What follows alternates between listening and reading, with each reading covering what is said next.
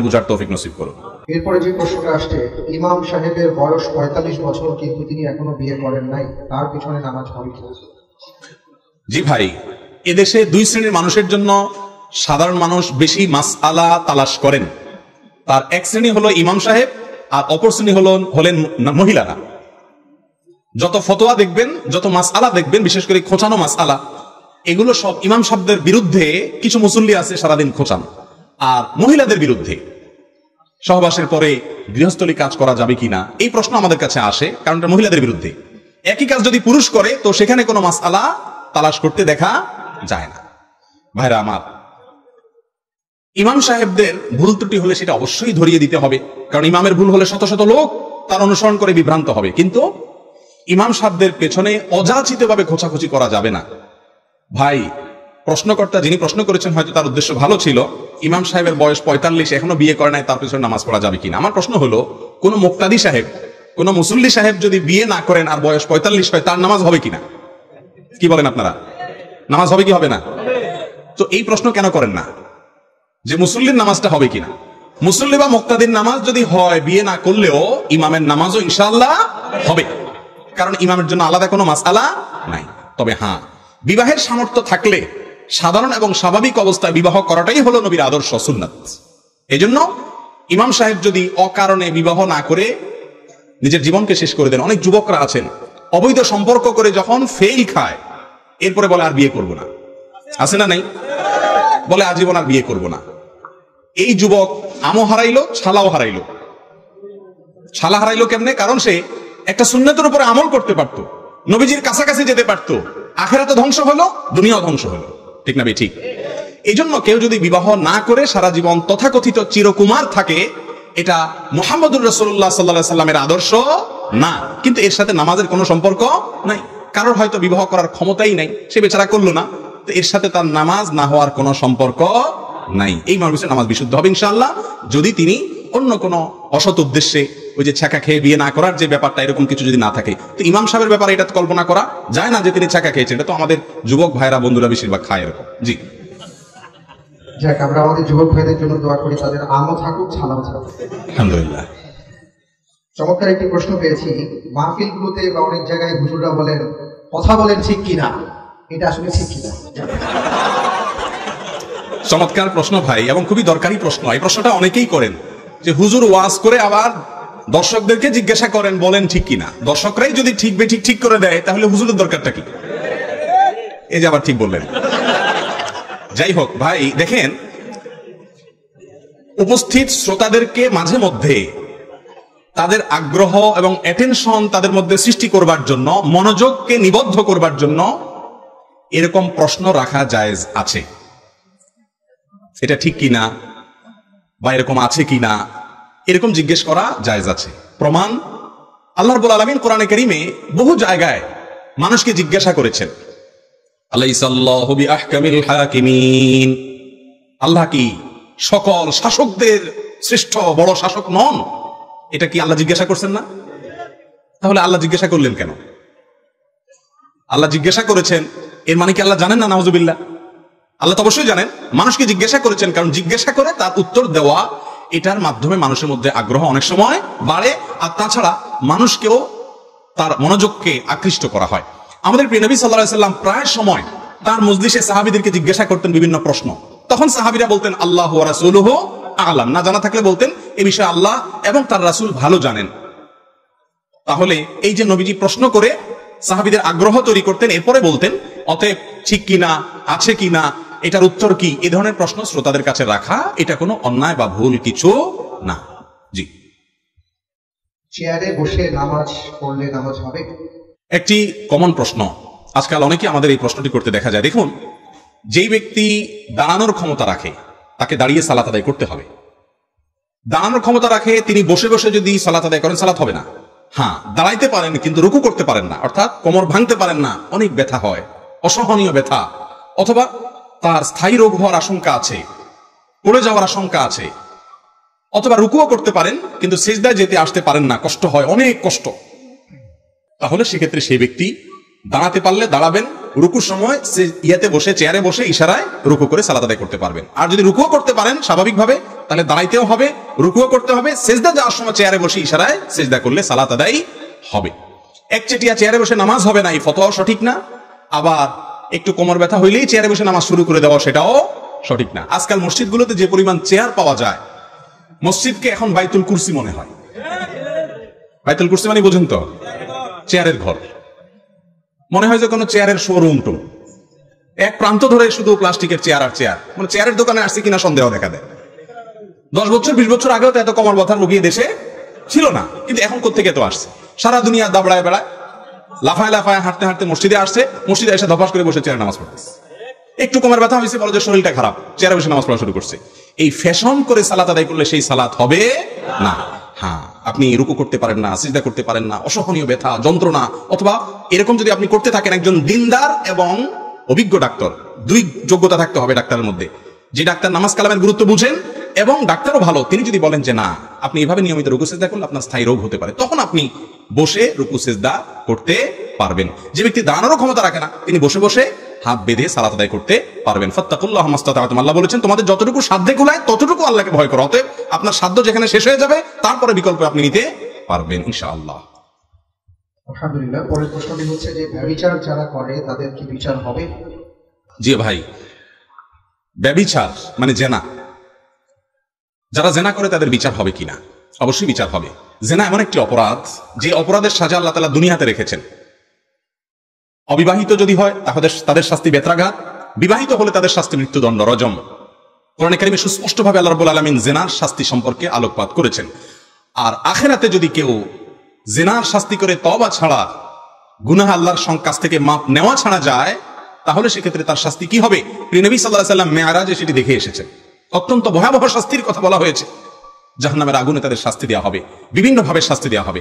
এই জন্য বিশেষ করে আমার যুবক ভাইয়েরা, যুবতী বোনরা যারা শুনছেন, এমন একটা সময় আমরা পার করছি, যুবক ভাইদের যৌবনে কোনো কালিমা লাগে নাই, এমন যুবক পাওয়া বড় কঠিন হয়ে গেছে। ভাইরা আমার, বৃদ্ধ বয়সে সিজদায় যাবেন, রুকুতে যাবেন, তাসবিহ তেলাওয়াত করবেন, আপনার চোখের সামনে ভাসবে আপনার যৌবনকালের সে সমস্ত ভ্রষ্টতা, নষ্টতা, নোংরামি, অসভ্যতা, অশ্লীলতা আর জেনা ব্যভিচারের দৃশ্যগুলো।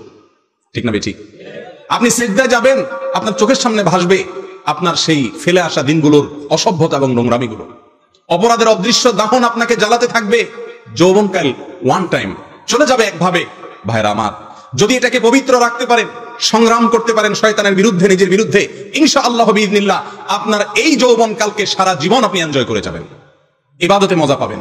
আল্লাহ তাআলা আমাদের সবাইকে জেনার যে সাইলাব চলছে, যে আহ্বান চতুর্দিক থেকে জেনার হাতছানি চলছে, সেখান থেকে আমাদের যুবক ভাই বোনদেরকে আল্লাহ তাআলা হেফাজত করুন। এর শাস্তি অত্যন্ত ভয়াবহ।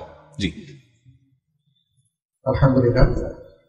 এরপরে আরেকটা প্রশ্ন আমরা দেখতে পাচ্ছি, যেটা আমাদের সমাজে অনেককে বলতে শোনা যায় যে স্বামী যখন চলবেন, তার স্ত্রী কি ডান পাশে হাঁটবেন বা বাম পাশে রাখবেন, কোন পাশে তারা থাকবেন, এই সম্পর্কে জানতে চাওয়া হয়েছে। হাদিসের মধ্যে কিছু আসছে। এই যে একটু আগে বলছিলাম না, দুই শ্রেণী মানুষের বিরুদ্ধে সবচেয়ে বেশি মাসআলা চাওয়া হয়, তার প্রমাণ দেখছেন? আমি মাসআলার উত্তর দেই, আমি জানি। এক হলো ইমাম সাহেবদের বিরুদ্ধে, ইমাম সাহেব বাঁকা হাঁটলে তার পিছনে নামাজ পড়া যাবে কিনা, ইমাম সাহেব যদি পান খায় তার পিছনে নামাজ পড়া যাবে কিনা, ইমাম সাহেবের যদি টুপি বাঁকা থাকে তার পিছনে নামাজ পড়া যাবে কিনা, ইমাম সাহেবের যদি চাদরটা ছেঁড়া থাকে নামাজ পড়া যাবে কিনা, কত যে মাসআলা শুধু ইমাম সাহেবদের বিরুদ্ধে। আর মহিলাদের বিরুদ্ধে এই যে দেখেন প্রশ্নের স্টাইল দেখেন, স্বামীর ডান পাশে থাকতে হবে কিনা, কেন স্ত্রীর বাম পাশে স্বামী থাকতে হবে কিনা, এই কথা কেন বলছেন না? মাসালাটা কেন মহিলাদের উপরে ঘুরাচ্ছেন শুধু? যাই হোক ভাই, এটি কুসংস্কার। আমাদের দেশে অনেকে মনে করেন যে রাস্তায় চলতে হলে স্ত্রী স্বামীর ডানে, স্ত্রী তার স্বামীর ডান পাশে থাকতে হবে।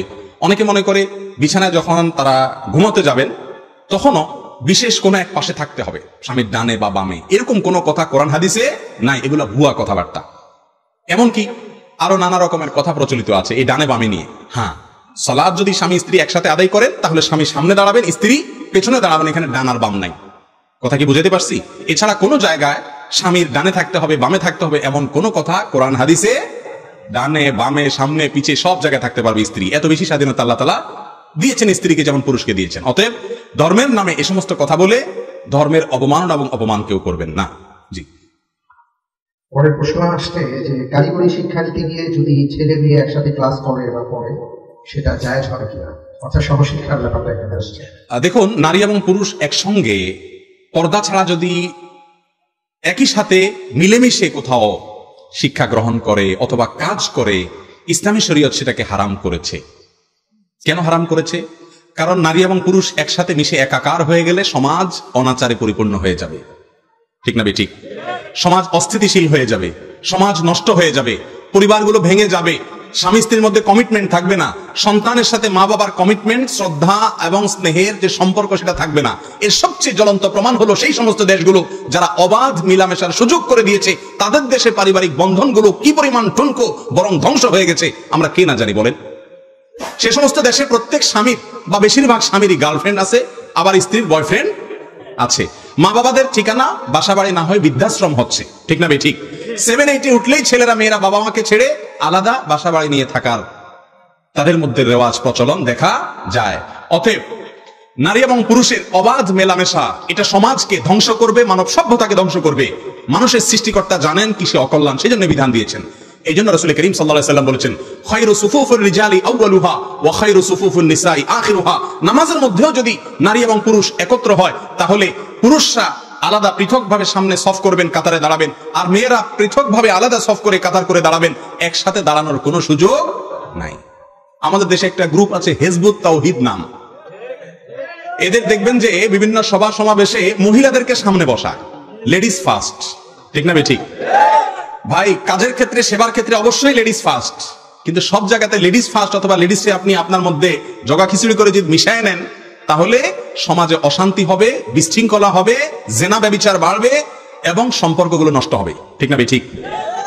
এই জন্য রাসূল করিম সাল্লাল্লাহু আলাইহি ওয়াসাল্লাম বলছেন পুরুষদের সামনের কাতার ভালো, নারীদের পেছনের কাতার ভালো। আর হিজবুত তাওহীদ বলছে নারীদের সামনের কাতার ভালো, পুরুষদের পেছনের তাওহীদ ভালো। হিজবুত তাওহীদ সত্যবাদী না আমার রাসূল সত্যবাদী? কোন সন্দেহ করার সুযোগ আছে? তাহলে বোঝা গেল এগুলো হিজবুত তাওহীদ না হিজবুত শয়তান। আল্লাহ তাআলা এদের কুচক্রান্ত থেকে, এদের চক্রান্ত থেকে, ষড়যন্ত্র থেকে এদেশের মানুষের ঈমান আমলকে আল্লাহ তাআলা হেফাজত করুন। জি মুহতারাম, পরের প্রশ্নটি হচ্ছে স্বপ্নদোষ হলে রোজা ভেঙে যাবে কিনা? না ভাই, স্বপ্নদোষ হলে রোজা ভাঙবে না। যদি রমজান মাসে বা আপনি রোজা রাখার পর দিনের বেলায় স্বপ্নদোষ হয়, স্বপ্নদোষ হলে গোসল ফরজ হবে, কিন্তু রোজা ভাঙবে না ইনশাআল্লাহ। জি। মুরগির ড্রেসিং করার ব্যাপারে একটু বলবেন। অনেকে বলে যে ড্রেসিং করা মুরগি নাকি হারাম। খুবই গুরুত্বপূর্ণ একটি প্রশ্ন। এদেশের অনেক ওলামায়ে কেরাম এই মাসআলাটি বলেন, অর্থাৎ তাদের মত হলো যে মুরগিকে যদি ড্রেসিং করা হয়, গরম পানিতে চুবিয়ে এরপরে যে মেশিনের মাধ্যমে যদি তার পরগুলো আলাদা করা হয়, তাহলে সেক্ষেত্রে সেই মুরগি খেতে অনেক আলেমরা নিষেধ করেন। এই প্রশ্নের উত্তরে ডক্টর খন্দকার আব্দুল্লাহ জাহাঙ্গীর রাহিমাহুল্লাহ বলেছেন যে ওলামায়ে কেরাম যে যুক্তিতে নিষেধ করেন সেটা হলো ওনারা মনে করেন যে মুরগির পেটের ভেতরে নাড়ি ভুঁড়ি যদি থাকে, পায়খানা মলমূত্র আছে, এই অবস্থা যদি গরম পানিতে চুবানো হয়, তাহলে ওই গরম পানিতে ওই মলমূত্র সবগুলো সেদ্ধ হয়ে গলে গোশতের সাথে মিশে যেতে পারে, নাপাক হয়ে যেতে পারে গোশতটা। সেজন্য আলেমরা নিষেধ করেন। কিন্তু আব্দুল্লাহ জাহাঙ্গীর রাহিমাহুল্লাহ বলেছেন যে মাত্র কয়েক সেকেন্ডের জন্য চুবানো হয়, সামান্য সময়ের জন্য চুবানো হয়। এত অল্প সময়ে আসলে ওই মুরগির ভেতরকার ময়লা গোশতের ভেতরে প্রবেশ করে না। করে না যে তার প্রমাণ কি? তার প্রমাণ হলো গোশতের মধ্যে কোনো মলমূত্রের গন্ধ আসে না, কোনো বর্ণ আসে না, কোনো আলামতও আসে না। অতএব এটি জায়েজ হবে ইনশাআল্লাহ, সেটাই হলো বেশিরভাগ মনে হয়। তবে নিরাপদ হলো ড্রেসিং করার আগে পেটের নাড়িগুলি ফেলে দিয়ে এরপরে গরম পানিতে ড্রেসিং করা। দোকানদার ভাইরাও যদি এইভাবে করেন, তাহলে মানুষ সন্দেহের ঊর্ধ্বে উঠে যেতে পারেন। জি। অনেক সুন্দর একটি প্রশ্ন পেয়েছে মোহতারাম। সব মানুষেরই পাপ থাকে, তবে কোন রকম শাস্তি ছাড়া জান্নাতে যাওয়ার উপায় নেই। মাশাআল্লাহ, খুব চমৎকার একটা প্রশ্ন। পাপ তো সবারই আছে, তো পাপ থাকার পরেও সোজা জান্নাতে চলে যাওয়ার উপায় কি? এটার উপায় হলো অটো পাস। এই যে করোনা ভাইরাসের কারণে স্কুলে ছেলেদেরকে, মেয়েদেরকে, আমাদের শিক্ষার্থীদেরকে অটো পাস করে দেওয়া হয়েছে না? তো আল্লাহ যদি এরকম অটো পাস টাস করে দেয়, তাহলে একটা সুযোগ পাওয়া যেতে পারে। কিন্তু ভাইরা আমার, আল্লাহর কাছ থেকে অটো পাসের জন্য মৌলিকভাবে দুটি শর্ত। এক, শিরক মুক্ত ঈমান থাকতে হবে। যদি ঈমানের মধ্যে শিরক থাকে, তাহলে সেক্ষেত্রে কোনো অবস্থাতে অটো পাসের কোনো সুযোগ নাই। আল্লাহ রাব্বুল আলামিনের কাছে অটো পাস পেতে হলে যে কাজটি করতে হবে তা হলো শিরক মুক্ত থাকতে হবে। শিরক করে যদি কেউ মারা যায়, আল্লাহ তাআলা আগাম ঘোষণা দিয়েছেন সে অটো পাসটা হবে না, সে সোজা কোথায় যাবে? জাহান্নামে যাবে। ইন্নাল্লাহা লা ইয়াগফিরু আন ইউশরাকা বিহি, আল্লাহর সঙ্গে শিরক করে মারা গেলে, তওবা ছাড়া মারা গেলে তাকে আল্লাহ তাআলা maaf করবেন না। মুসনাদ আহমদে বর্ণিত হাদিসে নবী সাল্লাল্লাহু আলাইহি ওয়াসাল্লাম বলেছেন, আদ-দাওয়াবিনু ইনদাল্লাহি সালাসা, আল্লাহর কাছে তিন ধরনের মামলা উঠবে। তার ভিতরে এক ধরনের মামলা হলো শিরক সংশ্লিষ্ট মামলা। এটা জামিনের অযোগ্য, ক্ষমার অযোগ্য, সরাসরি জাহান্নাম। এজন্য শিরক থেকে বেঁচে থাকার জন্য চেষ্টা করতে হবে। এক। দ্বিতীয় হলো বান্দার হক নষ্ট করা যাবে না। ওই যে আজকে 4টা পয়েন্ট বলেছি, 2টা পয়েন্ট এর মধ্যে চলে আসছে। দেখেন, বান্দার হক নষ্ট করা যাবে না। মানুষের অধিকার যদি নষ্ট করেন, কিয়ামতের দিন আল্লাহ নিজেও বলবেন যে এই মামলা আমি নিষ্পত্তি করব না। যার অধিকার নষ্ট করেছো তার কাছে এই মামলার ইখতিয়ার, তিনি চাইলে মাফ করবেন। আর কিয়ামতে কেউ কাউকে মাফ করবে না, নিজের বাবাও ছেলে মেয়েকে মাফ করবে না। ইয়াউমা ইয়াফিরুল মারউ মিন আখিহি ওয়া উম্মিহি ওয়া আবিহি। এজন্য ভাইরা আমার, যদি গুনাহ করে ও সোজা জান্নাতে যেতে চান, 1 শিরক থেকে বেঁচে থাকবেন, 2 মানুষের হক নষ্ট করবেন না, আর 3 সর্বক্ষণ তওবাকে নবায়ন করবেন। কিছুক্ষণ পর পর বা প্রতিদিনই আল্লাহর কাছে লজ্জিত হয়ে মাপ চাইবেন এবং চেষ্টা করবেন গুনাহ ছাড়ার। এই কসরত যদি করতে করতে থাকেন, ইনশাআল্লাহ আশা করা যায় পাপের পরেও আল্লাহ তাআলা মাফ করে জান্নাত দিবেন। এবারে প্রশ্নটি হলো যে বিধর্মীর ঘরে সেহরি খেয়ে রোজা রাখলে রোজা হবে কিনা? বিধর্মীর ঘরের সাহরি খেয়ে রোজা রাখলে রোজা হবে কিনা? ভাই, রোজা হয়ে যাবে, কোনো অসুবিধা নাই। আপনি কোথায় খাচ্ছেন এটার কোনো গুরুত্ব নাই, আপনি কি খাচ্ছেন সেটার গুরুত্ব। ইমাম সাহেবের বাসায় বসে যদি শুকরের গোশত খান, সেটা কি হালাল হবে? অতএব কার বাসায় খাচ্ছেন, মুসলমান না অমুসলমান, ভালো মানুষ না খারাপ মানুষ, এগুলো দেখার বিষয় না। দেখার বিষয় হলো কি খাচ্ছেন। আমাদের দেশে দেখা যায় অনেকে প্রশ্ন করে যে হিন্দুর দোকানে খাওয়া যাবে কিনা। ওই একই লোক হারাম খাইতেছে সারাদিন, ওখানে জিজ্ঞাসা করে না যে হারাম খাওয়া যাবে কিনা। ঠিক না বে ঠিক? ভাইরা আমার, হিন্দুর দোকানে বা অন্য ধর্মের মানুষের দোকানে বা তার বাসায় খেলে কোনো অসুবিধা নাই, জায়েজ আছে। রাসূল করিম সাল্লাল্লাহু আলাইহি ওয়াসাল্লাম নিজে ইহুদিদের বাসায় খাবার খেয়েছেন, তাকে দাওয়াত দেওয়া হয়েছে, এজন্য ওইটা নাজায়েজ নয়। তবে হ্যাঁ, আপনি কি খাচ্ছেন, হারাম খাচ্ছেন কিনা, এটা হলো মূল বিষয়। জি। আরেকটি গুরুত্বপূর্ণ প্রশ্ন করেছেন একজন ভাই, যে বিশ্বে বিভিন্ন দেশ সহ মুসলিম উম্মার যে বিভক্তি, অবনতি এবং ধ্বংসের কি কি কারণ আপনি মনে করেন? খুবই গুরুত্বপূর্ণ প্রশ্ন। আজ মুসলিমরা পরাজিত না বিজয়ী? বাহ্যিকভাবে আমাদের বুকটা কি খুব টান টান করে আমরা দাঁড়াইতে পারি না, মাথা নিচু অনেকটা? এর কারণ কি? রাসূল করিম সাল্লাল্লাহু আলাইহি সাল্লাম বলেছেন, একটা সময় আসবে যে অমুসলিমরা, আল্লাহর দুশমনরা, অন্য ধর্মের অনুসারীরা বা আল্লাহকে অস্বীকারীরা তোমাদেরকে ধ্বংস করার জন্য একে অন্যকে ডাকাডাকি করবে। তারা ডাকাডাকি করবে কিরকম? কামা তাদা আল আকালাতু ইলা কাসআতিহা। খাদকরা যেরকম খাবার দাবার টেনে হিসেবে নিজেরা ভাগযোগ করে খায়, তোমাদেরকে এরকম ভাগযোগ করে খাবে। সাহাবায়ে কেরাম জিজ্ঞেস করেন, ইয়া রাসূলুল্লাহ, কারণ কি? আমাদের মুসলমানদের এই পরিণতি কেন হবে? আমাদের সংখ্যা কি কম হয়ে যাবে সেজন্য? নবীজি বলেছেন, না, বাল আনতুম ইয়াউমা ইদিন কাসীর ওয়ালাকিন্নাকুম গুসাউন কাগুসাইস সাইল। তোমরা সেদিন সংখ্যায় অনেক থাকবে, কিন্তু বানের পানির মতো তোমাদের কোনো মূল্য থাকবে না, খড়কুটোর মতো ভেসে চলে যাবে, কোনো মূল্য তোমাদের থাকবে না। সাহাবীদের যুগে ওমর রাদিয়াল্লাহু তাআলা আনহু, একজন সাধারণ সাহাবীর দিকে তাকানোর ক্ষমতা কোনো অমুসলিমের ছিল না। আর এখন মুসলমান পরিচয় দিতেও অনেকটা কুণ্ঠাবোধ করতে হয় অনেক ক্ষেত্রে। ঠিক না বে ঠিক? এই অবস্থা হবে যে নবীজি আগেই বলে গেছেন। কারণ কি? তিনি বলেছেন, তার কারণ হলো তোমাদের ভেতরে ওয়াহান ঢুকবে। ওয়াহান, জিজ্ঞাসা করল, ইয়া রাসূলুল্লাহ, ওয়াহান কি জিনিস? তিনি বলেছেন, হুব্বুদ দুনিয়া ওয়া কারাহিয়াতুল মউত। দুনিয়ার মোহ। আপনি দেখেন সমস্ত মুসলমান এখন, হুজুর বলেন, আলেম বলেন, সবাই পয়সা ছাড়া আর কিছু বুঝেন। ঠিক না বে ঠিক? সবাই হাজী সাহেব, গাজী সাহেব, সব সাহেবের শুধু পয়সা চাই, দুনিয়া দুনিয়া দুনিয়া।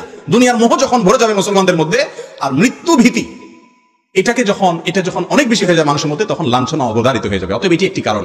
আরেকটি কারণ হলো, শাখা কারণ হলো, কোরআন এবং হাদিসের ইলমের কোনো চর্চা নাই। আর মুসলমান নামে ইসলাম সম্পর্কে কোনো ধারণা আমাদের মধ্যে নাই, তাওহীদ আমাদের মধ্যে নাই, রাসূল করিম সাল্লাল্লাহু আলাইহি ওয়াসাল্লামের পদ্ধতির অনুসরণের গুরুত্ব আমাদের মধ্যে নাই। আমরা ঐক্যের গুরুত্ব বুঝি না। যদি বুঝতাম তাহলে এক অন্যের বিরুদ্ধে বিষোদ্গার করতাম না। শায়েখ, অনেকগুলো প্রশ্ন আমার হাতে আছে। প্রচলিত মিলাদ জায়েজ কিনা, না জায়েজ হলে ইসলামের মধ্যে ক্ষতিকর দিকগুলো কি কি, এবং সুন্নত অনুযায়ী পালন করার কোনো পদ্ধতি আছে কিনা, দয়া করে জানাবেন। ভাই, মিলাদের মধ্যে যা পাঠ করা হয় সেটা হলো বহুলাংশে পাঠ করা হয় নবীজির প্রতি দুরূদ। নবীজির প্রতি দুরূদ পাঠ করা, এটা ভালো কাজ না খারাপ কাজ? শুধু কি ভালো কাজ? রাসূল করিম সাল্লাল্লাহু আলাইহি ওয়াসাল্লাম বলেছেন, মান সাল্লা আলাইয়া মাররাতান সাল্লাল্লাহু আলাইহি আশরা। যে ব্যক্তি আমার প্রতি একবার দুরূদ পাঠ করবে, আমার জন্য দুরূদ পাঠ করা মানে নবীর জন্য দোয়া করা, একবার দোয়া করবে, আল্লাহ তাআলা তার প্রতি 10 বার রহমত নাজিল করবেন। এই জন্য দুরূদ পাঠ করা ভালো জিনিস। কিন্তু দুরূদ পাঠের জন্য একত্র হওয়ার নাম হলো মিলাদ। দুরূদ পাঠের জন্য সবাই একত্র হওয়ার নাম কি? মিলাদ। কোরআন এবং হাদিসে দুরূদ পাঠের আমলটাকে ইন্ডিভিজুয়াল আমল হিসাবে রাখা হয়েছে। এটা যার যার আমল, এটার জন্য একত্র হওয়ার কোনো প্রয়োজন। হজ একা একা করার জিনিস না, 5 ওয়াক্ত নামাজ পুরুষরা একা একা পড়ার জিনিস না, এখানে জামাতে পড়তে হয়। কিন্তু দুরূদ এটা পার্সোনাল। ওযু যেরকম যার যারটা করবে, দুরূদটাও যার যারটা সে করবে। এর জন্য একত্র হওয়ার কোনো প্রয়োজন নাই। আপনারা নামাজে দুরূদ পড়েন, সেটা কি সবাই একসাথে পড়েন না আলাদা আলাদা পড়েন? নাকি ইমাম সাহেবের সাথে সবাই সুর মিলায় পড়ে? যার যারটা শেষে পড়েন না? নামাজের মধ্যে দুরূদ যদি যার যারটা শেষে পড়লে হয়, নামাজের বাইরেও দুরূদ যার যারটা শেষে পড়লে হবে ইনশাআল্লাহ। আর দুরূদের পাশাপাশি মিলাদের মধ্যে দুরূদ পড়তে পড়তে নবীর সম্মানে দাঁড়ায় যাওয়া, এটার নাম হলো কিয়াম। আমি একটা কথা প্রায় বলি, নবীর সম্মানে যদি দুরূদ পড়তে পড়তে দাঁড়ায় যাওয়া লাগে, তাহলে তো আল্লাহর সম্মানে কোরআন পড়তে পড়তে লাফানো উচিত, ঠিক না বেশি বলেন?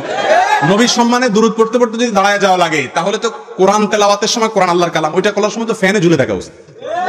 বুঝা গেল এগুলোর সাথে আসলে কোনো সম্মানের সম্পর্ক নাই। অনেক সময় দেখা যায় দাঁড়ায় আবার সবাই গোল হইয়া দাঁড়ায়, মাঝখানে একটা চেয়ার বা বালিশ রাখে নবীজি এসে বসার জন্য, ঠিক না বেঠিক?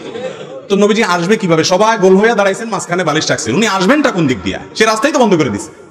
বুঝা গেল এগুলো কোনো সঠিক কাজ না। তবে হ্যাঁ, আমাদের যে সমস্ত ভাইরা নবীজির মুহাব্বতে এই কাজগুলো করছেন, আমরা তাদেরকে ভালোবাসা দিয়ে বুঝাবো এগুলোর কারণে এলাকাতে মারামারি, হানাহানি, গন্ডগোল, ফাসাদ করা জায়েজ নাই। প্রয়োজনে মিলাদ করুক তাও ভালো, কিয়াম করুক তাও ভালো, কিন্তু ঝগড়া করবেন না। জি, প্রেমের বিয়ে জায়েজ কিনা? দেখুন ভাই, প্রেমের বিয়ে জায়েজ কিনা? বিয়ে তো জায়েজ আলহামদুলিল্লাহ, কিন্তু তথাকথিত প্রেম অর্থাৎ বিবাহ বহির্ভূত সম্পর্ক করে তারপরে যদি বিবাহ করে, তাহলে সেক্ষেত্রে বিবাহটা জায়েজ হয়ে যাবে, কিন্তু আগে যে হারাম সম্পর্ক রেখেছে সেটার জন্য আল্লাহর কাছে ক্ষমা চেয়ে যদি ক্ষমা আদায় করতে পারে ভালো, আর না হলে বিবাহের জন্য পুরস্কার পাবে, এরপরে পুরস্কারটা ছিনাই নিয়ে আল্লাহ বলবে আসো এবার গুরুজ নাও। কারণ বিবাহের আগে যে সম্পর্ক করছিলা সেটা হালাল না হারাম? হারাম। বিবাহ করছো, সুন্নত আদায় করছো, ক্রেস্ট নাও, এরপরে ক্রেস্টটা বুঝে এবার আসো মুগুর নাও। কথা কি বুঝাতে পারছি? অনেক যুবক ভাইরা বলেন বিবাহের উদ্দেশ্যে প্রেম করলে ওইটা জায়েজ। অর্থাৎ আজকাল তো বেশিরভাগ এই তো এমনি তো প্রেম জিনিসটাই একটা চিটারি, এটা শয়তানের একটা ভুয়া জিনিস। যুবকদের যৌবন বয়সের ভ্রম, নষ্টামি, এগুলো প্রাপ্তবয়স্ক মানুষের প্রেমের কথা বললেও সে হাসবে, কারণ সে জানে এটা যুবক বয়সের একটা পাগলামি। তো শয়তানের অস্ত্র, এই অস্ত্র দিয়ে শয়তান যুবকদেরকে নষ্ট করে। তো যুবকদেরকে শয়তান আবার মাসালা ডেলিভারি করে এরকম যে বেটা বেশিরভাগ তথাকথিত অবৈধ প্রেম তো আজকাল সব 2 নম্বরই, এগুলো বিয়ের নিয়তে একটাও করে না, সব বদমাইশের নিয়তেই করে। তুই খালেস নিয়তে বিয়ের নিয়তে করলে তোরটা জায়েজ হবে। এই ফতোয়া শয়তান দেয়। ভাইরা আমার, বিয়ের নিয়তে যদি প্রেম করা জায়েজ হয়, তাহলে কোরবানির নিয়তে গরু চুরি করাও জায়েজ। কথা কি বুঝাতে পারছি? কোরবানির নিয়তে আরেকজনের গরু চুরি করে আনলে জায়েজ হবে? আপনার উদ্দেশ্য ভালো কিন্তু কাজটা খারাপ, সেটা কি ভালো না খারাপ? অতএব আপনার উদ্দেশ্য বিয়ে ভালো, কিন্তু তথাকথিত প্রেম করতেছেন, কাজটা খারাপ। অতএব উদ্দেশ্য ভালো হয়ে গেলে খারাপ কাজ কি হবে না? ভালো হয়ে যাবে না। জি জি, আরেকটা প্রশ্ন হলো যে তালাক ছাড়া অন্য জনের কাছে বিয়ে জায়েজ কিনা এবং শালীকে দেখা জায়েজ কিনা? দেখুন ভাই, তালাক ছাড়া অন্য জায়গায় বিয়ে জায়েজ কিনা, যদি স্বামী স্ত্রীর বিচ্ছেদটা চূড়ান্ত ভাবে হয়ে যায়, তাহলে সেক্ষেত্রে ওই স্বামীর জন্য সেই ব্যক্তির সাথে, সেই মহিলার সাথে আর বিয়ে বসা জায়েজ নাই। এই জন্য তালাকের ক্ষেত্রে সুন্নাত পদ্ধতি হলো 1 তালাক দেওয়া। কয় তালাক দেওয়া? আমাদের দেশে যারা দাম্পত্য জীবনে একটু বেশি বেশিরভাগ মানুষ হটমেজাজি, আমি আজ পর্যন্ত 1 তালাক দেওয়া মানুষ খুব কম পাইছি খুঁজে। বেশিরভাগ মানুষ তালাক দিলে একসাথে 3টাও দেয় না, বলে 3000 তালাক, 3 লক্ষ তালাক। তোরে তালাক তো 14 গোষ্ঠী তালাক। ভাই, বউরে তালাক দিলে বউ 14 গোষ্ঠীতে এমনি তালাক হয়ে যায়, কিন্তু 14 গোষ্ঠী ধরে তালাক দেয়, ঠিক না বেঠিক? এগুলো মূর্খতা, এগুলো অসভ্যতা, এগুলো বর্বরতা। দাম্পত্য জীবনে যদি সম্পর্ক ছিন্ন করতে হয়, সুন্নাত পদ্ধতিতে তালাক দিবেন, সুন্নাত পদ্ধতি তালাক শিখবেন, জানবেন। একদিন তালাক সম্পর্কে ওয়াজ করা দরকার শুধুমাত্র। বিবাহ করার আগে আমি বলি তালাকের মাসআলা জেনে নেন, কারণ পরে তালাক দিয়ে এসে বলুন হুজুর সরি বুঝতে পারি নাই। আপনি ছুরি আমার বুকে ভরে দিয়ে যদি বলেন যে সরি, তাতে কি জোড়া লেগে যাবে? তালাকটা এরকম। নবী সাল্লাল্লাহু আলাইহি ওয়াসাল্লাম বলেছেন সালাতুন জিদ্দুহুন্না জিদ্দুন ওয়া হাজলুহুন্না জিদ্দুন, 3টা বিষয় সিরিয়াসলি না, দুষ্টমি করে করলেও হয়ে যায়। তার মধ্যে একটা হলো তালাক। খবরদার, সাবধান, একটার বেশি তালাক দেওয়া জায়েজ নাই, নিষিদ্ধ, হারাম, বিদআত। তালাকে বেদেই, একটার বেশি তালাক দেওয়া, এই জন্য দিবেন না। যদি একটা দিছেন, আবার কিছুদিন পরে আরেকটা দিছেন, এরপরে আরেকটা দিছেন, 3 দফায় 3টা দিয়েছেন, বাস সম্পর্ক শেষ, আর কখনো ফিরে আসার সুযোগ নাই। জি। আর শালীর সাথে দেখা দেওয়া জায়েজ আছে কিনা? ভাই, অন্য মহিলার সঙ্গে দেখা দেওয়া, অন্য বেগানা রাস্তায় মহিলার সাথে দেখা দেওয়া জায়েজ না হারাম? সেটা যদি হারাম হয়, শালীর সাথে দেখা দেওয়া ডবল হারাম। কেন ডবল হারাম বললাম জানেন? কারণ রাসূল আকরাম সাল্লাল্লাহু আলাইহি ওয়াসাল্লামকে জিজ্ঞাসা করা হয়েছে ঠিক এই প্রশ্ন, ইয়া রাসূলুল্লাহ, দেবর মেয়েদের জন্য দেবর ভাসুর আর ছেলেদের জন্য শেলিকা, বউয়ের বড় বোন, তাদের সম্পর্কে আপনার বক্তব্য কি? নবীজি বলেছেন আলহামু আল মউত। আরে এরা তো হলো মউতের মতো, মৃত্যু দেখে যেরকম ডরাও, এই যে একটু আগে আপনার শিয়াল দেখে যেরকম লাফাইছেন, এরকম ভাবি আপনার দেবর শেলিকা তাদেরকে এরকম লাফাইতে থাকবেন, অর্থাৎ দৌড়াইতে থাকবেন। কথা কি বুঝাতে পারছি? কারণ তাদের মধ্যে, তাদের দ্বারা ফিতনার ভয় আরো বেশি। রাস্তার মহিলার দ্বারা এত ফিতনার ভয় নাই, এখানে রিস্ক অনেক বেশি। জি। আরেকটি জীবন ঘনিষ্ঠ প্রশ্ন আমরা পেয়েছি যে অনেক সমাজে হিন্দু মুসলমান পাশাপাশি আমরা বসবাস করি, অনেক হিন্দু ভাইদেরকে যখন দেখা যায়, তখন কি তাদেরকে আদাব বা নমস্কার আমরা দিতে পারবো, বা তারা যদি আমাদেরকে এই কথাগুলো বলে তার জবাবে আমরা কি বলবো?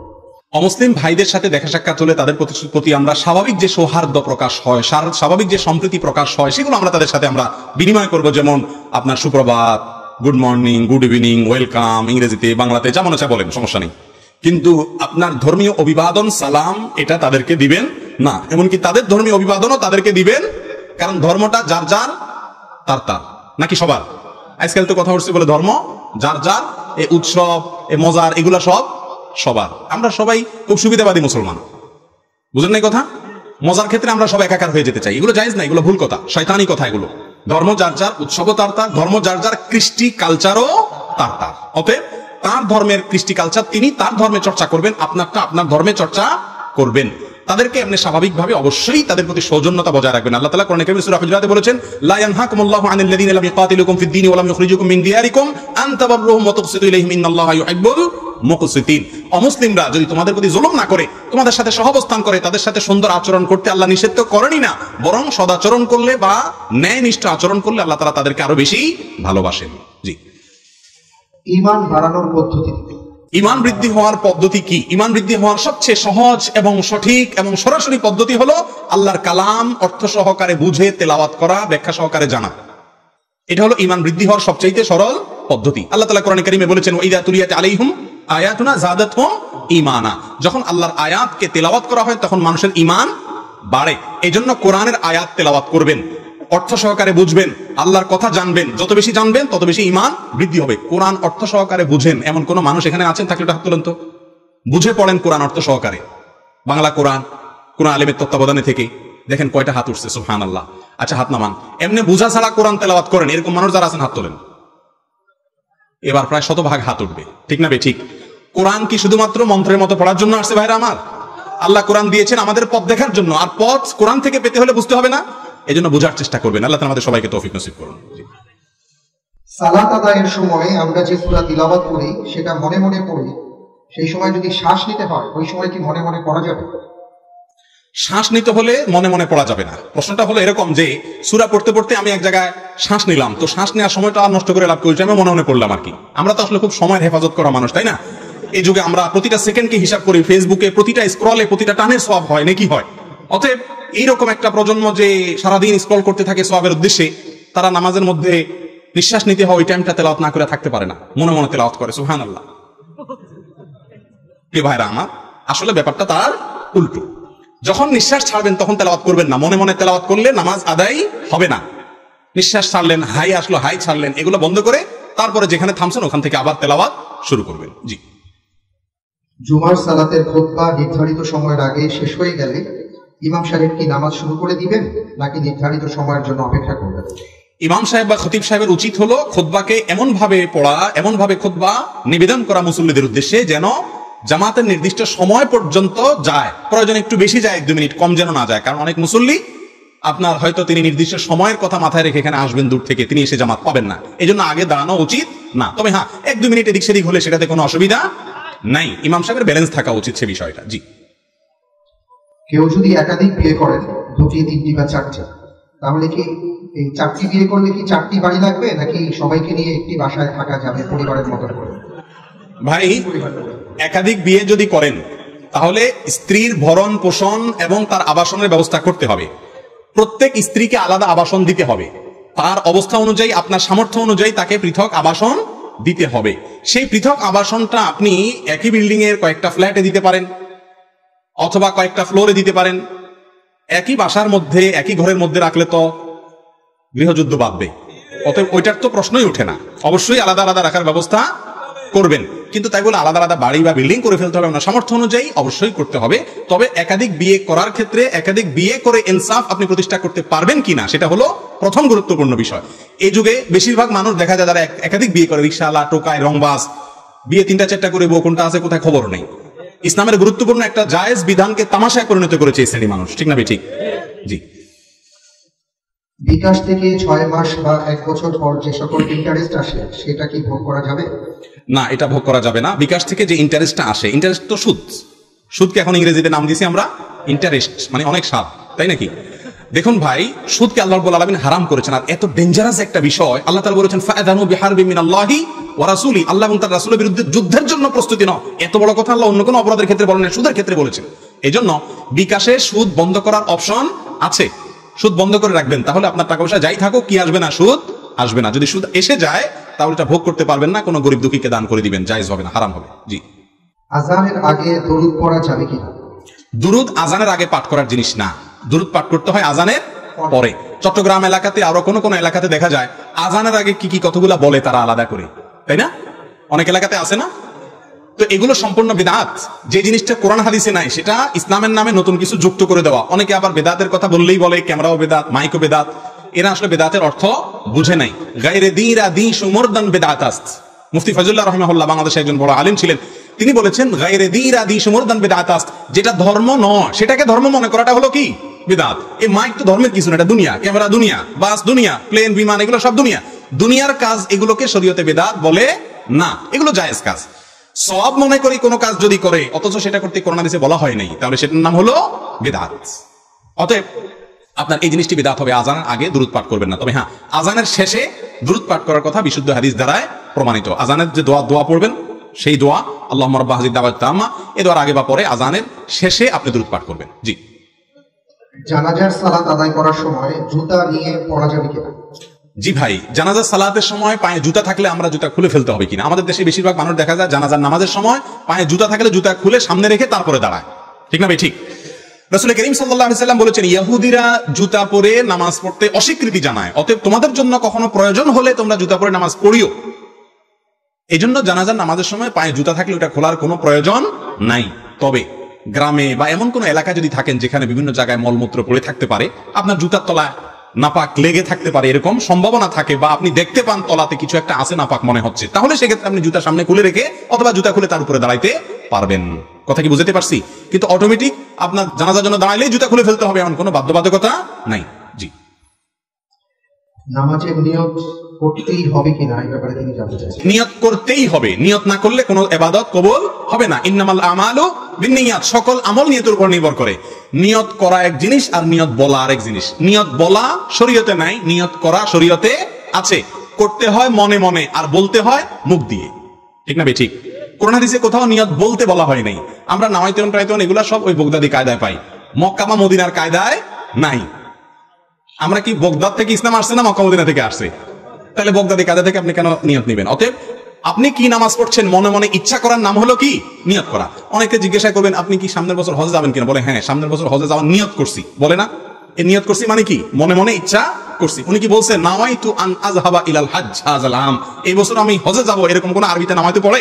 তারপরে তো নিয়ত করা বলে। অতএব আপনি কি নামাজ পড়ছেন মাথায় থাকলে সেটাই কি নিয়ত, ইনশাআল্লাহ মুখে বলার দরকার নেই। জি। পরকীয়া প্রেমের কঠিন ক্ষতিকর দিকগুলো কি কি জানতে চাইছেন? আল্লাহ মাফ করুক, এটা আমাদের সমাজে ভয়াবহ আকার ধারণ করেছে, বিশেষ করে সোশ্যাল মিডিয়ার অ্যাক্টিভিটিস এর কারণে।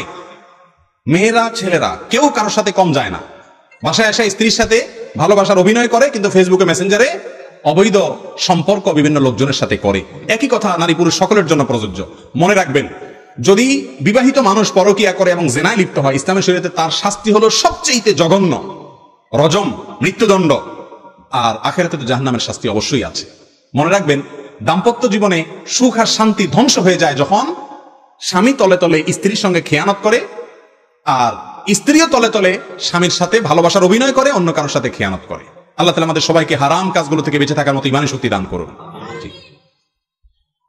খুব গুরুত্বপূর্ণ একটি প্রশ্ন মিরাজ সম্পর্কে। বাবার আগে ছেলে মারা গেলে নাতি নাতনিরা দাদার কাছ থেকে কতটুকু সম্পদ পাবেন নাকি পাবেন না, এই ব্যাপারে প্রথমত জানতে চাইছেন। দেখুন, দাদা বেঁচে আছেন, বাবা মারা গেছেন, এরকম যদি হয় তাহলে নাতিরা দাদা থেকে কোনো সম্পত্তি ওয়ারিস হিসাবে পাবেন না। কি হিসাবে পাবে না? ওয়ারিস হিসাবে পাবে না। তবে নাতি হিসাবে অবশ্যই দাদার উচিত এবং কর্তব্য, এবং নাতিরা পেতে পারেন হেবা হিসাবে, দান হিসাবে। কথা কি বুঝতে পারছি? ওয়ারিস হিসাবে কেন পাবে না? আমাদের অনেক মুসলিম ভাইরা এই জায়গায় এসে ইসলাম থেকে খারিজ হয়ে যান, বেঈমান হয়ে যান, আল্লাহর বিধানকে অস্বীকার করে ফেলেন। কেন? তারা বলেন যে এটা কেমন কথা, একটা বাচ্চা তার বাপ মারা গেল, দাদা সম্পত্তিতে কিছুই পাবে না, তো তারা চলবে কেমনে? ভাইরা আমার, এই চিন্তা আপনার না করলে চলবে। ইসলাম সেই ব্যবস্থা রেখেছে। দাদার উপরে ফরজ অবশ্য কর্তব্য হলো এই নাতি নাতনিরা যতদিন প্রাপ্তবয়স্ক না হবে তাদের ভরণ পোষণ কে দিয়ে যাবে? দাদা দিয়ে যেতে হবে, কারণ বাপের পরে অভিভাবক কে? দাদা। আর ওয়ারিসদেরকে কোনো সম্পত্তি বিশেষভাবে কোনো ওয়ারিস একজন ওয়ারিসকে আলাদা দান করা যায় না, হেবা করা যায় না, ইসলামে জায়েজ নেই, হারাম। দিলে সবাইকে দিতে হয়। এই ক্ষেত্রে নাতি নাতনিদের যেহেতু তাদের বাবা মারা গেছে এবং তারা ওয়ারিস না, এই জন্য তাদেরকে দাদা চাইলে যত খুশি সম্পদ তাদের নামে লিখে দিতে পারবেন এবং দেওয়াটাই হলো নৈতিক দায়িত্ব। এখন প্রশ্ন হলো কেন তারা মালিক হবে না? এর উত্তর হলো যে দাদা সম্পত্তি মালিক, ওনার সম্পত্তির মালিক বাপ হবে কখন? দাদা মারা গেলে। তারপরে বাপের মাধ্যমে সন্তানরা পাবে, নাতিরা পাবে, তাই না? এখন বাপ যদি আগেই মারা যান তাহলে তো আমার বাপ নিজেই তার বাপ দাদার অর্থাৎ আমার দাদার কাছ থেকে সম্পত্তির মালিকই হন নাই, তো আমি কিভাবে মালিক হব? কথাটা কি বুঝাতে পারছি? কিন্তু এই নাতিরা কিভাবে বাঁচবে না বাঁচবে সেই ব্যবস্থা ইসলামে রাখা আছে। জি। আরেকটা প্রশ্ন হচ্ছে, ছেলে মেয়েরা নাবালক থেকে সাবালক করে তাদের হক বুঝিয়ে দেয়া বাবার দায়িত্ব কতটুকু? না দিলে বাবা গুনাহগার হবেন কিনা? হক বুঝিয়ে দেওয়া বলতে যদি সময় সম্পদ এগুলো দিতে বলেন তাহলে এটা ঠিক না। ছেলে মেয়েরা যদি ছোট থাকে, বেকুব থাকে, বরং তাদের সম্পত্তি দিলে তারা এগুলো নষ্ট করে ফেলবে। আল্লাহ তাআলা বলেছেন নির্বোধ থেকে তোমাদেরকে তোমাদের সম্পদ দিও না।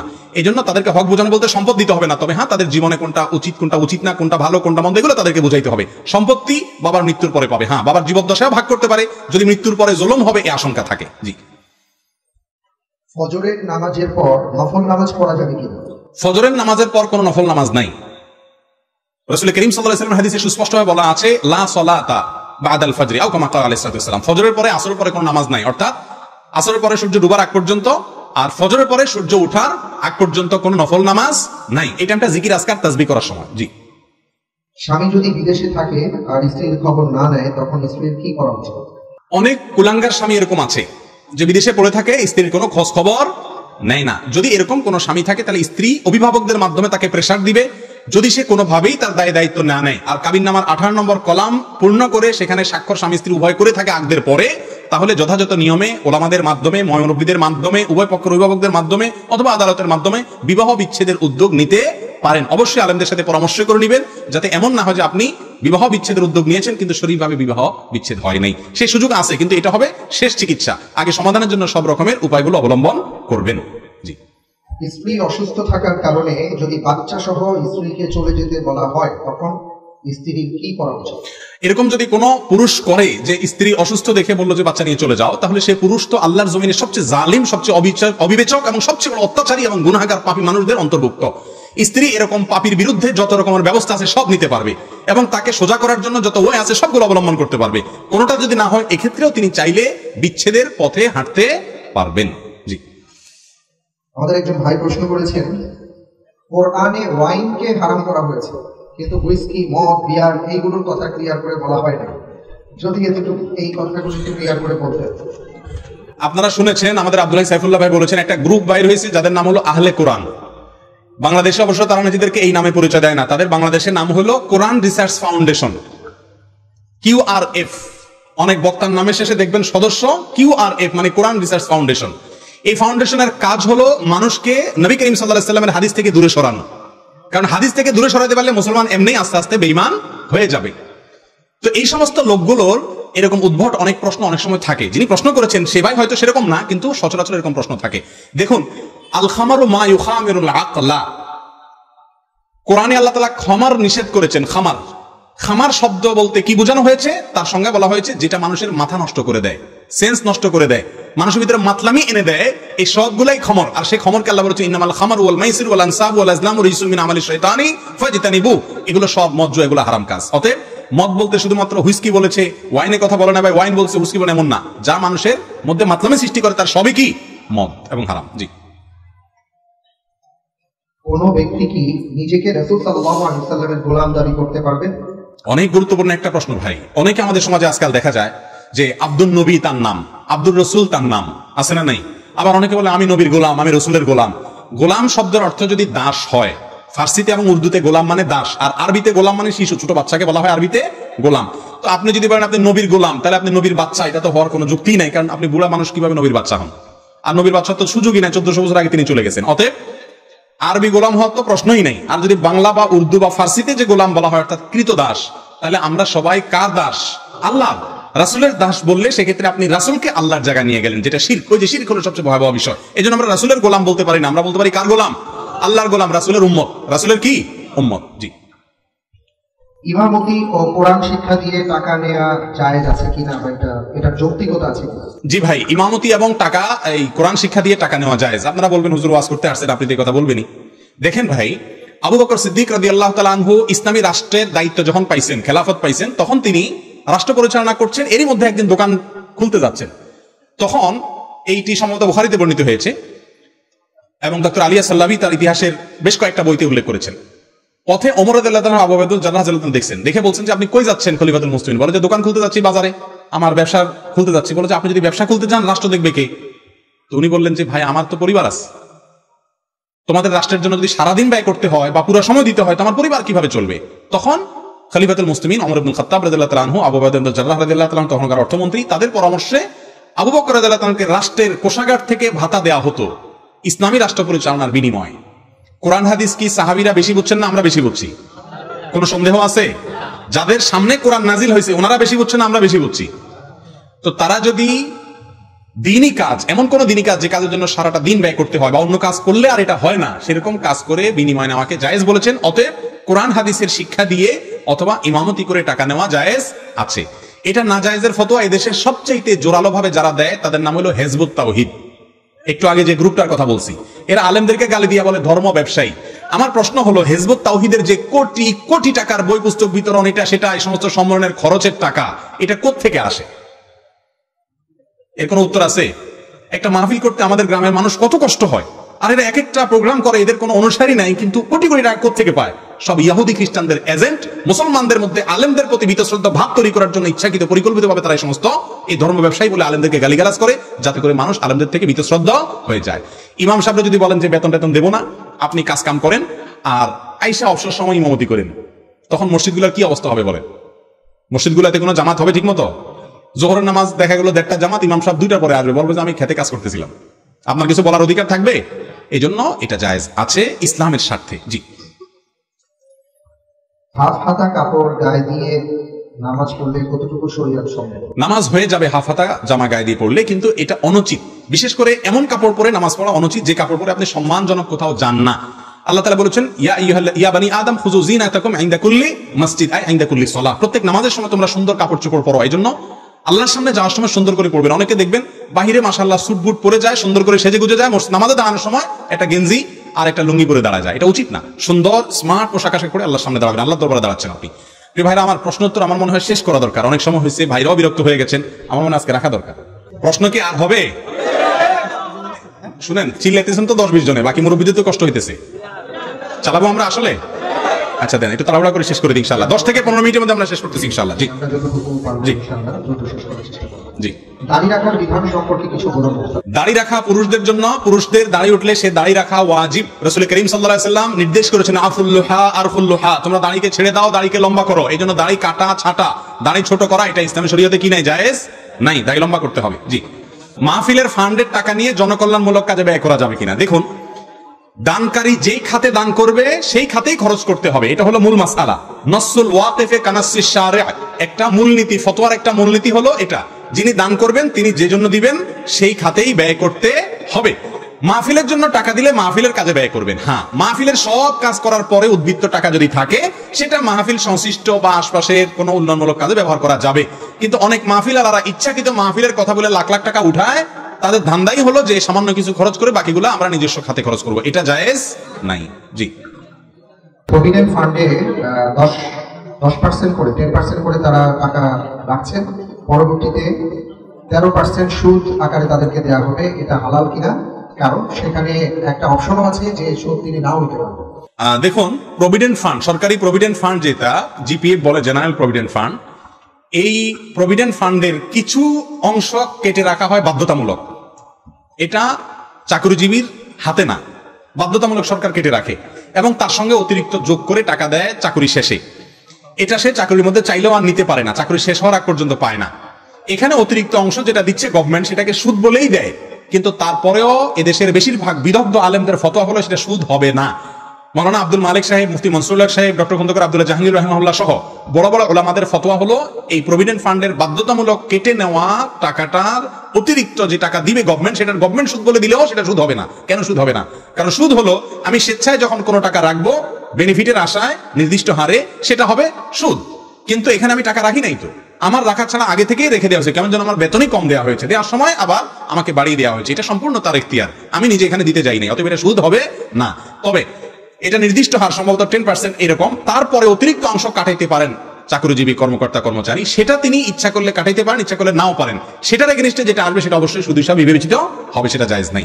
জি হ্যাঁ, এখন কিন্তু অপশন আছে যে চাইলে কেউ একেবারে পুরোপুরিটা বন্ধ। আমি যতটুকু জানি সরকার যেটা বাধ্যতামূলক করে ওইটা বন্ধ করার অপশন নাই। আছে?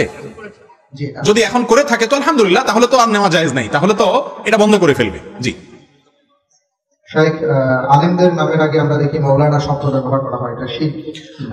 মাওলানা শব্দের একটা অর্থ হলো আমাদের মালিক, আমাদের মাওলা।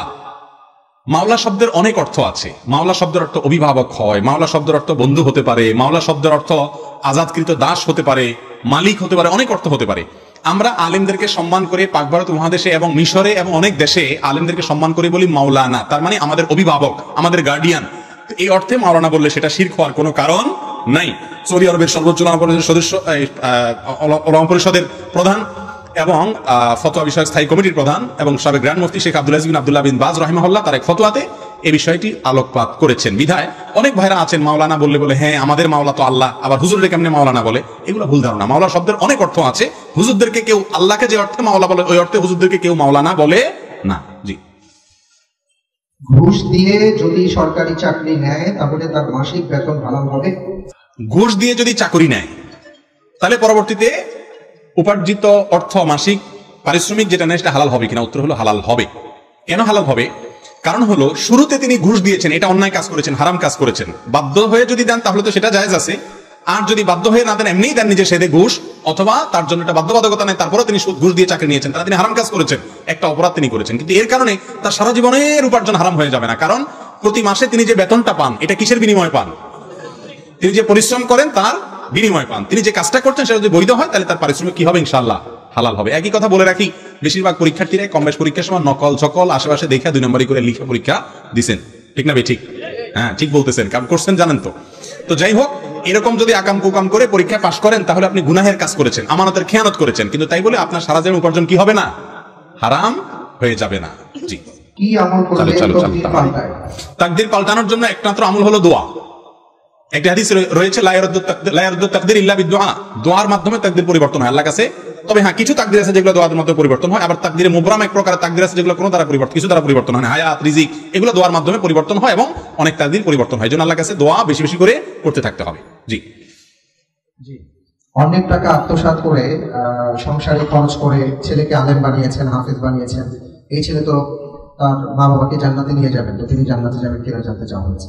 দেখুন, কোন মানুষ যদি অবৈধ উপার্জন দিয়ে সন্তানকে হাফেজ আলেম বানায়, এমনকি কাবা শরীফের ইমামও হয়ে যায় ওই ছেলে, ওই লোকের আখেরাতে মুক্তির কোনো পথ খোলা নাই।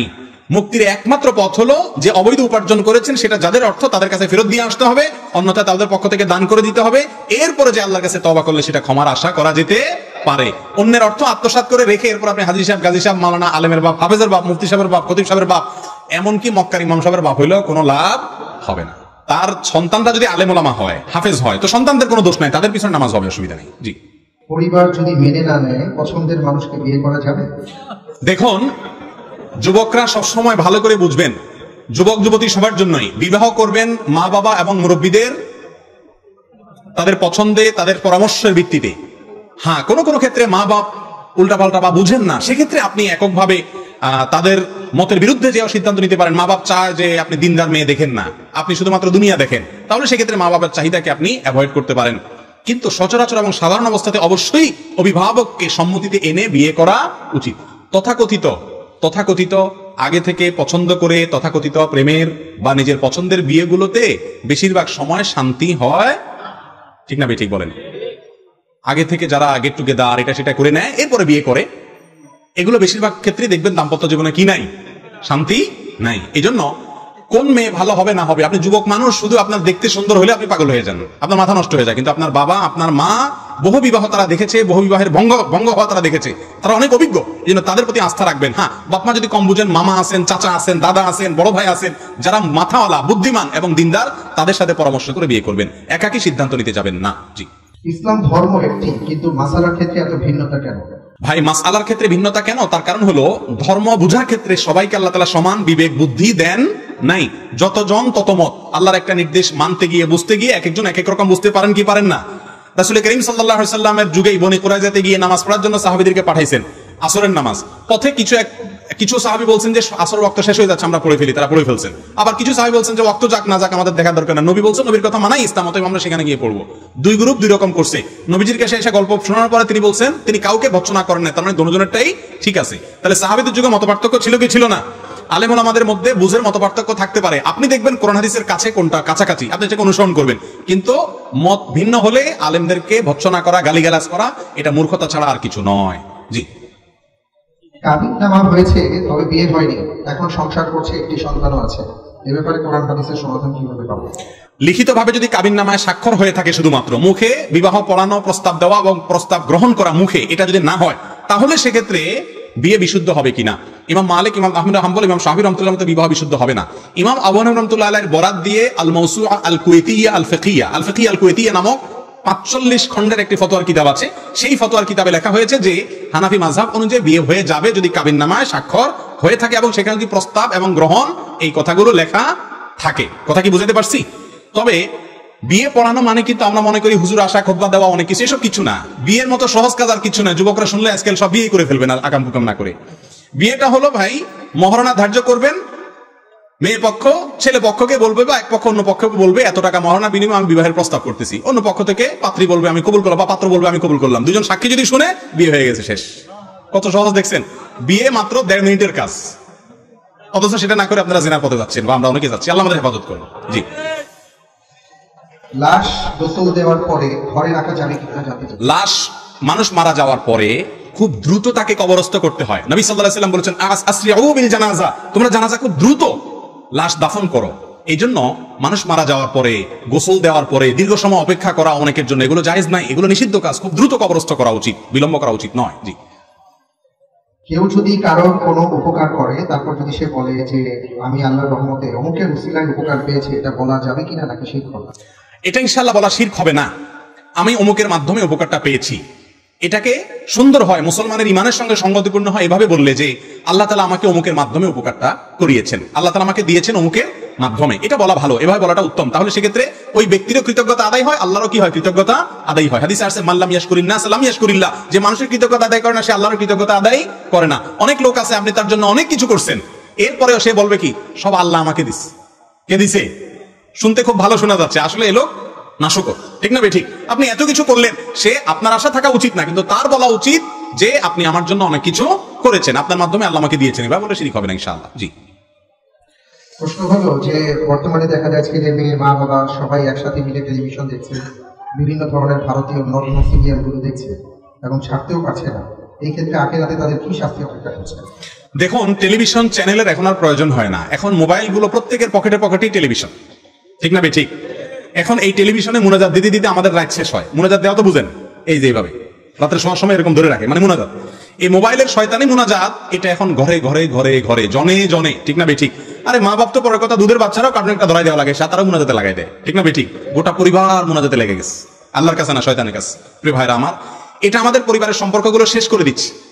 সন্তানরা বাবা মার স্নেহ পায় না, স্বামী স্ত্রীর মধ্যে ভালোবাসা নাই, ওই যে এগুলোর মধ্যে আসক্তি এবং দাম্পত্য কলহ, পারিবারিক অশান্তি, সামাজিক অশান্তি, হাজারো অনাচারের পথ খুলছে। এগুলো হারাম। জেনাল আইনিয়ান নাজার, নবীজি বলেছেন চোখের জেনা হলো চোখ দিয়ে হারাম কিছু দেখা। এই কান, এই চোখ কিয়ামতের দিন সাক্ষ্য দিবে। চোখ বলবে আল্লাহ আমাকে দিয়ে আপনার কালাম পড়ে নাই, এই নালায়েক, এই কমবক্ত, এই হতভাগা আমাকে দিয়ে শুধুমাত্র মোবাইলে হারাম জিনিস দেখেছে। আল্লাহ তাআলা আমাদেরকে তওবা করার তৌফিক নসিব করুন। জি। খুব গুরুত্বপূর্ণ প্রশ্ন সাহেব। বর্তমান যুব সমাজের প্রায় 90% হস্তমৈথুনের প্র্যাকটিস করে। আল্লাহ সম্পর্কে আপনার মতামত? ভাইরা আমার, হস্তমৈথুন করা পৃথিবীর সকল আলেমদের ঐক্যমতে হারাম এবং নিষিদ্ধ একটা কাজ। জেনা করা যেরকম অপরাধ, হস্তমৈথুন করা সেরকম অপরাধ। আল্লাহ রাব্বুল আলামিন কোরআনে কারিমে বলেছেন, ওয়াল্লাযীনা হুম লিফুরুজিহিম হাফিযুন আও মা মালাকাত আইমানুহুম ইল্লা আলা আজওয়াজিহিম আও মা মালাকাত আইমানুহুম ফাইন্নাহুম গায়রু মালুমিন ফামান ইবতাগা ওয়ারাআ যালিক ফাউলাইকা হুমুল আদুন। আল্লাহ বলেছেন, বিবাহের এবং হালাল পদ্ধতির বাইরে অন্য কোন পদ্ধতিতে যদি কেউ কাম চাহিদাকে চরিতার্থ করে, চাহিদাকে মিটায়, এই অন্য কোন পদ্ধতির মধ্যে হাত দিয়ে বা অন্য কোন উপায় যা আছে সব শামিল। এই আয়াতের তাফসীর ও ফাসির ইকরাম এরকমই লিখেছেন। যার কারণে হস্তমৈথুন করা, হাত দিয়ে বীর্যপাত করা, যৌন চাহিদা মিটানো এটা হারাম। ভাইরা আমার, এটা স্বাস্থ্যকে যেমন ধ্বংস করে, মানুষের ইবাদতের স্বাদ নষ্ট করে, নানামুখী দুনিয়াবী এবং আখিরাতের ক্ষতি এর মধ্যে নিহিত থাকে। এই রোগে যারা একবার আক্রান্ত হয়ে যায়, এটা ছাড়তে পারে না। এটা ছাড়ার জন্য কয়েকটি পরামর্শ। নাম্বার এক নম্বর পরামর্শ হলো যে অশ্লীল যে সমস্ত ফিল্ম, বিভিন্ন ধরনের ক্লিপ ইত্যাদি দেখার বদভ্যাস আছে, এগুলো থেকে দূরে সরে আসতে হবে। প্রয়োজনে ফেসবুকে যে সমস্ত পেজ থেকে এগুলো আছে সেগুলো আনফলো করতে হবে, ব্লক করতে হবে। যে সমস্ত আইডি থেকে আসে তাদেরকে ব্লক করতে হবে। করে আপনি আগে নিজের ভেতরে যাতে বাজে চিন্তা না আসে সেই জায়গাটা বন্ধ করতে হবে। 2 নম্বর করণীয় হলো নির্জনতা থাকবেন না। এটা হলো সবচেয়ে বড় উপায়। হস্তমৈথুন এটা বেশিরভাগ যুবকরা তখনই করতে পারে যখন তারা নির্জনে থাকে। এজন্য নির্জনে থাকবেন না, একাকী থাকবেন না, যথাসম্ভব মানুষের মধ্যে থাকার চেষ্টা করবেন। আর আল্লাহ তাআলার ভয়কে অন্তরে জাগ্রত করবেন। 7 শ্রেণীর যুবককে আল্লাহ তাআলা, 7 শ্রেণীর মানুষকে আল্লাহ তাআলা আরশের নিচে ছায়া দিবেন ভিআইপি প্যান্ডেলে। ভাইরা আমার, যেদিন সূর্য মাথার একেবারে কাছাকাছি থাকবে, টকবক করতে থাকবে মগজ, ভয়াবহ শাস্তির দিনে আল্লাহ তাআলার ভিআইপি প্যান্ডেলে আল্লাহ তাআলার ভিআইপি গেস্ট হিসাবে সেদিন ছায়া পাবেন। তাদের 7 ব্যক্তির ভিতরে এক ব্যক্তি হলেন শাবুন নাশা ফি ইবাদাতিল্লাহ। ওই যুবক যে তার যৌবন বয়সকে কালিমা মুক্ত রাখতে পেরেছে। ভাই, সংগ্রাম করতে হবে শয়তানের বিরুদ্ধে। আল্লাহ তাআলা আমাদেরকে হিম্মত করার তৌফিক নসিব করুন। মোবাইলে বাজে ভিডিও থাকলে ফরম্যাট করে ফেলবেন, বাজে ছবি থাকলে ডিলিট করে ফেলবেন, কোনো নায়িকা গায়িকার ছবি রাখবেন না, কোনো হিন্দি ফিল্মের ক্লিপ, বাংলা ফিল্মের ক্লিপ রাখবেন না, কোনো কিছু রাখবেন না। নির্জনতা থেকে বেঁচে থাকার চেষ্টা করবেন। আর মুত্তাকি পরেজগার ভালো মানুষ বন্ধুদের সাথে উঠা বসা করবেন, আল্লাহর কাছে সাহায্য চাইবেন, ইনশাআল্লাহ আল্লাহ তাআলা হেফাজত করবেন। ইনশাআল্লাহ। নামাজের মুসল্লাতে কাবা বা মদিনা শরীফের ছবি থাকলে সেই মুসল্লায় নামাজ হবে কিনা? নামাজের মুসল্লাতে জায়নামাজে কাবার ছবি থাকলে, মদিনার ছবি থাকলে ওখানে নামাজ পড়লে নামাজ হয়ে যাবে, কিন্তু এটা অনুচিত। 2 কারণে অনুচিত। একে তো সেজদার জায়গায় যখন আপনার নজর থাকবে, ওখানে যদি কাবার ছবি থাকে অথবা মদিনার ছবি থাকে, তাহলে আপনার ওইটার দিকে মনোযোগ যাবে, বা অন্য কোনো ডিজাইন থাকলে ওটার দিকে মনোযোগ যাবে। যেন সাদা মাঠা জায়গায় নামাজ পড়া উচিত। এক্ষেত্রে একটা হাদিস আপনাদেরকে শুনাই। রাসূল করিম সাল্লাল্লাহু আলাইহি ওয়াসাল্লামকে একটা কাপড় দেওয়া হয়েছে নামাজ পড়ার জন্য। সেই কাপড়টা অনেক রংচঙা, সেখানে অনেক ডিজাইন ছিল। তিনি বলেছেন এটা সরাও এবং অন্য একটা ফ্রেশ কাপড় নিয়ে আসো যেটাতে কোনো কিছু নাই। তারপর তিনি সেটা বিছায় নামাজ পড়লেন। এজন্য জায়নামাজের উপরে কোনো ডিজাইন না থেকে প্লেন থাকলে সেটাই নামাজ পড়া উচিত, উত্তম। তাহলে মনোযোগ নামাজের মধ্যে থাকবে। আর না হলে ডিজাইনের ওই পেঁচ গোস মাপবেন, গুনবেন বসে বসে নামাজের মধ্যে। কথা বুঝে আসছে? আর দ্বিতীয় কারণ হলো কাবা এবং মদিনার যে ছবি আপনি জায়নামাজে রাখছেন, এই জায়নামাজ যখন বসতেছেন একটু ঘুরে, তখন আপনার পাছার নিচে কাবা পড়তেছে, তখন আপনার পায়ের নিচে কাবা পড়তেছে, এটা কাবার প্রতি সম্মান প্রদর্শন হয় না। অনেকে বলে কাবার ছাদেও তো মানুষ উঠে, তাহলে পাড়াইলে অসুবিধা কোথায়? ভাই, সেটা তো দরকারে উঠছে। আপনি বিনা দরকারে কাবার ছবিকে কেন পাড়াইতে যাবেন? আপনার বাবার ছবিকে আপনি পাড়াইতে পারবেন, আপনার ভালো লাগবে? তাহলে কাবাকে কেন আপনি জায়নামাজে রেখে পাড়াবেন এবং মানে আপনার তার উপরে বসবেন? এই কাজগুলো করা উচিত নয়। প্লেন জায়নামাজের উপরে নামাজ পড়বেন। জি। প্রশ্ন হলো, মহিলারা যদি বাবার বাড়িতে সফর করেন তাহলে কি কসর সালাত আদায় করবেন? মহিলারা যদি বাবার বাড়িতে যান তাহলে সেখানে তারা কসরের নামাজ পড়বেন মুসাফির হিসাবে, না পুরো নামাজ পড়বেন? উত্তর হলো তারা কসরের নামাজ পড়বেন। তার কারণ হলো বাবার বাড়ি মহিলাদের জন্য মেহমানখানা। বিয়ের পরে তার মূল ঠিকানাটা কোথায়? স্বামীর বাড়ি। বাবার বাড়ি তিনি যাচ্ছেন এজ এ গেস্ট, মেহমান হিসাবে তিনি যদি সেখানে যান, আর সেটা যদি সফরের দূরত্বে হয়, আবার এক গ্রাম থেকে পাশের গ্রামে গেলে কসর শুরু করে দিয়েন না। কসর হইতে হলে তো সফরের দূরত্ব হইতে হবে। এক জেলা থেকে আরেক জেলা অনেক দূরের সফর হইতে হবে। সফরের দূরত্ব যদি হয় তাহলে মেয়েরা বাবার বাড়ি গেলে কি পড়বেন? কসরের নামাজ পড়বেন। আর স্বামীর বাপের বাড়ি যদি যান, আর সেখানে যদি স্বামীর আবাসন থাকে, আলাদা ঘর থাকার ব্যবস্থা থাকে, গ্রামের বাড়ির কথা বলতেছি, তাহলে সেক্ষেত্রে সেখানে পুরো নামাজ পড়বেন। আর নাহলে সেখানেও যদি আপনি মেহমান হিসাবে থাকেন তাহলে কসরের নামাজ পড়বেন। আর ছেলেরা যদি শ্বশুর বাড়ি যায় তাহলে তো অবশ্যই কসর পড়বে, কারণ ছেলেরা তো শ্বশুর বাড়ি একেবারে অন টাইম মেহমান, ঠিক না? ঠিক। অতএব তারা সেখানে গিয়ে কসর নামাজ পড়বে। জি। ফেসবুকে ছেলে বা মেয়েদের অনেক ছবি আপলোড দেওয়া হয়, এক্ষেত্রে ইসলাম কি বলে? ছেলেদের ছবি তো আইডেন্টিটির জন্য দেওয়া যেতে পারে, যেহেতু প্রিন্ট হওয়ার আগ পর্যন্ত অনেক ওলামাদের মতে ছবি তোলা জায়েজ আছে। প্রয়োজনের ভিত্তিতে একটা প্রয়োজন, আইডেন্টিটি প্রয়োজন, পরিচিতির প্রয়োজন। কিন্তু মা বোনরা প্রোফাইল পিকচার হিসেবেও নিজেদের ছবি সেট করা জায়েজ নাই, কারণ ফেসবুক এখনো বাধ্যতামূলক করে না আপনাকে যে আপনার প্রোফাইল পিকচার দিতে হবে বা ফেসবুকে যেতে হবে, এমন কোনো ফরজ ওয়াজিব না। অতএব মেয়েরা যদি নিজেদের কোনো ছবি, উন্মুক্ত কোনো ছবি, সেটা মুখ খোলা হোক অথবা যেভাবেই হোক, এটা যদি ফেসবুকে আপলোড করেন প্রোফাইল পিকচার হিসাবে, অথবা এমনি, আজকাল দেখা যায় যে এমনিতে ফুর্তি বার্তার ছবি, একটু ওই হোটেলে দুজন মিলে একটু 1 কাপ কফি খাইছে, ওইটা ছবি তুলে দেয় অমুক হোটেলে খাইতেছে। মানুষ এমন বেহায়া হয়েছে আজকাল যে আপনি যেভাবে কফির ছবি তুলে দিতেছেন, মনে হয় কফি আপনার 14 গোষ্ঠী চোখে দেখে নেই। কারণ যে সকাল বিকাল খায় সে তো এটা ছবি দেওয়ার কথা না ফেসবুকে। এটা মহিলা পুরুষ না, এক্ষেত্রে একই হামামে সারে নাঙ্গে, এক্ষেত্রে সবাই এক, ঠিক না? ঠিক। তো এই জন্য এই কাজগুলো করা যাবে না। বিশেষ করে মা বোনরা অনেক দায়িত্বশীল হতে হবে। আর ছেলেরাও অযথা সেলফি, আপনার ওই হোটেলে খায় ছবি, আরে পরোটা একটা প্লেটের আছে ওইটাই ছবি তুলে দিয়ে দিচ্ছে, খাইতেছে, 14 গোষ্ঠী মনে হচ্ছে পরোটা চোখে দেখে নেই, এগুলো উচিত না, ভুল কাজ। জি। একটি যুবক যে শতকের মধ্যে ব্যভিচার করেছে সে কি তওবা করে জান্নাতে যাওয়ার আশা করতে পারে? তার কি কোনো ক্ষমা হবে? আল্লাহু আকবার। আল্লাহ তাআলা আমার এই যুবক ভাই এরকম কেউ যদি থাকেন যে এত বেশি জিনা করেছেন জীবনে, আল্লাহ রাব্বুল আলামিন তাকে পরিপূর্ণ তওবা করার তৌফিক নসিব করুন। ভাইরা আমার, আল্লাহ তাআলা কোরআনে কারীমে বলেছেন, লা তাকনাতু মির রাহমাতিল্লাহ ইন্নাল্লাহা ইয়াগফিরুয যুনুবা জামিআ। তোমরা আল্লাহর রহমত থেকে আশা ছেড়ো না, আল্লাহ তাআলা সকল অপরাধ মাফ করে দিবেন যদি শিরকে আকবার না করে থাকেন। এমনকি শিরকে আকবারও যদি করার পরে আপনি মাফ চান, তওবা করেন, আল্লাহ সেটাও মাফ করে দিবেন। অন্যের হক যদি মেরে থাকেন তাহলে সেক্ষেত্রে তারটা ফেরত দিতে হবে, তারপর আল্লাহর কাছে মাফ চাইলে সেটাও আল্লাহ তাআলা মাফ করে দিবেন।